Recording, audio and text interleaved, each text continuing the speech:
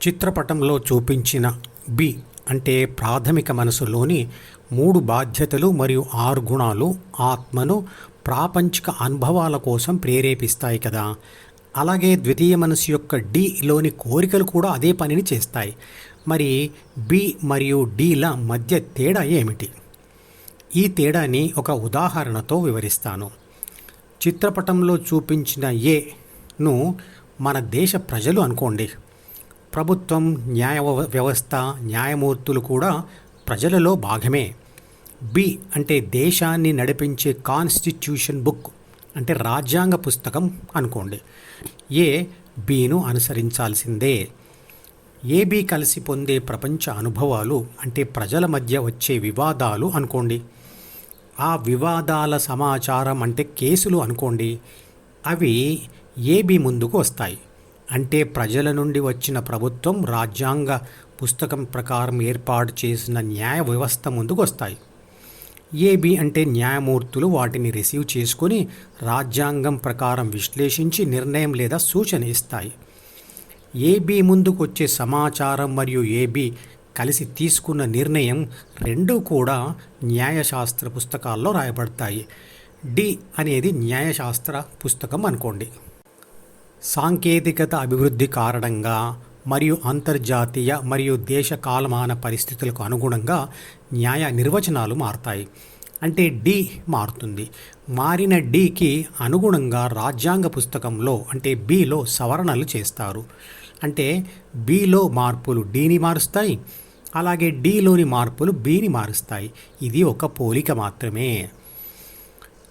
కంప్యూటర్లోని లేదా cell ఫోన్లోని system software లేదా operating system అనేది మనిషిలోని బి లాంటిది, మరియు యూజర్ సాఫ్ట్వేర్ అనేది మనిషిలోని డి లాంటిది. ఈ 2 సాఫ్ట్వేర్ల మధ్య ఉన్న తేడా ఎలాంటిదో బి మరియు డిల మధ్య ఉన్న తేడా కూడా అలాంటిదే. విశ్వశక్తి భూమి మీద మొట్టమొదటి జీవిని బి అంటే ప్రాథమిక మనసు మరియు ఏ అంటే ప్రాణశక్తులతో కలిపి సృష్టించింది. బి ప్రతి తరంలో ఎంతో కొంత తల్లిదండ్రుల చేత మార్చబడుతూ వారి ద్వారా ఈరోజు మనకు వచ్చింది. కానీ ఎవరికి వారే బి సహాయంతో ప్రపంచ అనుభవాలు పొందుతూ ఆ అనుభవాల సారాన్ని తమ మెదడులో రాసుకోవడం వల్ల వారికి డి ఏర్పడింది. సెల్ ఫోన్ తయారు చేసిన వ్యక్తి సిస్టమ్ సాఫ్ట్వేర్ లేదా ఆపరేటింగ్ సిస్టమ్ను సెల్ ఫోన్లో పొందుపరిచి మనకు అమ్ముతాడు. మనం కొన్న తర్వాత ఎవరికి ఇష్టమైన ఫోటోలను, పాటలను లేదా మాటలను లేదా యాప్స్ను వారు ఆ సెల్ ఫోన్లో డౌన్లోడ్ చేసుకుంటారు. అది యూజర్ సాఫ్ట్వేర్. ఉదాహరణకు ఒక వ్యక్తి యొక్క తల్లిదండ్రులు ఎలాగైనా డబ్బు సంపాదించాలి అనే తీవ్రమైన కోరిక కలిగి ఉంటే అది వారి ద్వారా వారి కొడుకుకు ప్రాథమిక మనసులోని సూచనగా చేరుతుంది. ఆ సూచన లేదా కోరిక బలంతోనే ఆ అబ్బాయి బాగా చదువుకొని డబ్బు సంపాదన కోసం విదేశాలకు వెళ్ళాడు అనుకోండి. ఎక్కడికి వెళ్ళినా ఆ కోరిక అతని వెన్నంటే ఉంటుంది. అక్కడికి వెళ్ళాక డబ్బు సంపాదన కోసం అతను అనేకమైన పనులు చేస్తూ ఆ పనుల ఫలితాలను, అక్కడి సామాజిక నియమాలను మరియు పద్ధతులను డైరీ అంటే డిలో రాస్తూ ఉంటాడు. అది అతనిని నడిపించే మరియు అతనే రాసుకున్న అక్కడి డైరీ లాంటిది. ఆ తర్వాత ఆ డైరీనే అనుసరిస్తూ అన్ని పనులు చేస్తూ ఉంటాడు కదా. కానీ వీటన్నిటికీ కారణం అతనికి బిలో రాయబడి ఉన్న సూచన మాత్రమే. శరీరం మీద ఉన్న 5 జ్ఞానేంద్రియాలే మనిషి యొక్క బాహ్య మరియు అంతర్ ప్రపంచాల మధ్య వారధులు. అవి లేకపోతే మనిషికి బాహ్య ప్రపంచం ఉన్నట్లుగానే తెలియదు. అవి ఉన్నా అతనికి అంతర్ప్రపంచంలోని ప్రాథమిక మనసు, ఆత్మ మరియు ద్వితీయ మనసులను తెలుసుకోవడానికి పనికిరావు. కానీ అవి మనిషి అంతర్ముఖుడు కావడానికి పరికరాలుగా ఉపయోగపడతాయి. అంటే ఏబిసి అంటే ప్రాపంచిక ఆత్మ ప్రాపంచిక కోరికలతో 5 జ్ఞానేంద్రియాల ద్వారా బాహ్య ప్రపంచంను గుర్తిస్తే, జి అంటే ధ్యాన కోరికతో అంటే ధ్యానంతో అంతర్ప్రపంచాన్ని గుర్తిస్తుంది. చుట్టూ ఉన్న వస్తువులు, మనుషులు, పశువులు, సమాజం, వాతావరణం అంతా ప్రకృతి అంటే ప్రపంచమే. నేను తప్ప నా చుట్టూ ఉన్న మనుషులతో సహా సర్వస్వం నాకు ప్రకృతి లేదా ప్రపంచం.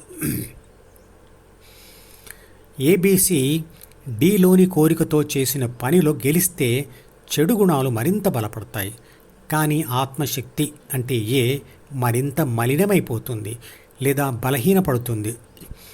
ఏబీసీ ఓడిపోతే గుణాలు బలహీనపడతాయి, కానీ ఆత్మ మరింత పరిశుద్ధమైపోతుంది.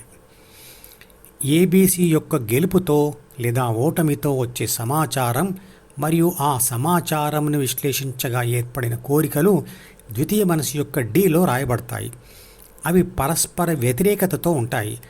పరస్పర వ్యతిరేక కోరికల వల్ల ఆత్మకు ఘర్షణ లేదా యుద్ధ పరిస్థితి ఏర్పడుతుంది. ఏబీసీ కోరికతో చేసే ప్రయత్నాన్ని ప్రపంచం అడ్డుకుంటే అంటే వ్యతిరేకిస్తే ఓటమి పాలై విషాదం కలిగి ఏబీసీ యొక్క ఆ కోరిక దిశ మారవచ్చు, ధ్యాన మార్గం పట్టవచ్చు. లేదా ఓడిపోయిన ఏబీసీ తాత్కాలికంగా విరామం ఇచ్చి మళ్ళీ నెగటివ్ కోరికతో ముందుకు పోవచ్చు. ప్రకృతి అనుకూలిస్తే కోరికలు అదే దిశలో విజృంభిస్తాయి. అంటే ఏబీసీ యొక్క ధ్యాన కోరికకు ప్రకృతియే కారణం. ఏబీసీ యొక్క ధ్యాస డీతో ఉంటే పరస్పర వ్యతిరేక కోరికల వల్ల అక్కడ యుద్ధం జరుగుతుంది. అంటే డీనే కురుక్షేత్రం. ఏబీసీ యొక్క ధ్యాస డీని విడిచి ధ్యాన కోరిక ద్వారా అంటే జీ ద్వారా వెళ్ళి హెచ్ అంటే హృదయంలో ఉంటే అక్కడ ఏ కోరికలు ఉండవు, కాబట్టి శాశ్వత శాంతి ఆనందం ఉంటాయి. అందువల్ల హృదయమే ధర్మక్షేత్రం. మధుపదం యూట్యూబ్ ఛానల్లోని ప్రతి వీడియోకి ఒక నెంబర్ ఇవ్వబడింది. 1వ నంబర్ వీడియో నుండి మొదలుపెట్టి వరుసగా చివరి వీడియో వరకు చూస్తేనే ఆత్మశాస్త్రం సంపూర్ణంగా అర్థమవుతుంది. ఈ వీడియో డిస్క్రిప్షన్లో ఉంచిన మధుపదం ప్లేలిస్ట్ లింక్ ద్వారా అన్ని వీడియోలు వరుసగా చూడవచ్చు.